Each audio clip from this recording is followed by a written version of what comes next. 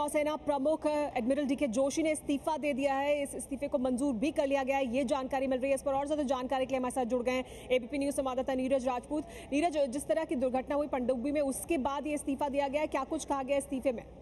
बिल्कुल सुमेरा, जो एडमिरल हैं डीके जोशी, उन्होंने इस्तीफा दे दिया है क्योंकि लगातार एक के बाद एक इंसिडेंट हो रहे थे और सबमरीन को लेकर ही, क्योंकि अभी 6 महीने पहले ही जो सबमरीन में इंसिडेंट हुई थी जिसमें 18 नौसैनिक और अधिकारियों की मौत हो गई थी। आईएनएस सिंधु रक्षा इसी तरह की सबमरीन थी जिसका आज सुबह इंसिडेंट हुआ था।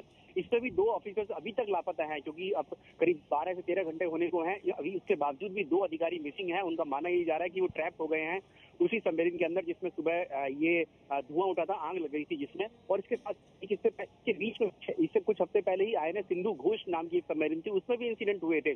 तो 3 इंसिडेंट वो सबमरीन के थे और कई सारे शिप जिनके एक्सीडेंट हो गए थे, कई सारे, उसको लेकर लगातार जो है नेवी की कार्यशैली पर सवाल खड़े हो रहे थे। और उसी को देखते हुए ऐसा लगता है कि जो नेवी चीफ हैं एडमिरल डीके जोशी, उन्होंने इस्तीफा दिया है और उनकी जगह पर अब बताया जा रहा है कि एक्टिंग जो नेवी चीफ हैं वो वाइस चीफ जो है आरके धवन, उनको बनाया गया है, नेवी चीफ बनाया गया है। और उनका इस्तीफा भी ऐसा माना जा रहा है कि इस्तीफा मंजूर कर लिया गया है रक्षा मंत्रालय द्वारा। जी, अब यही जानना चाहेंगे कि इस्तीफा मंजूर भी कर लिया गया है?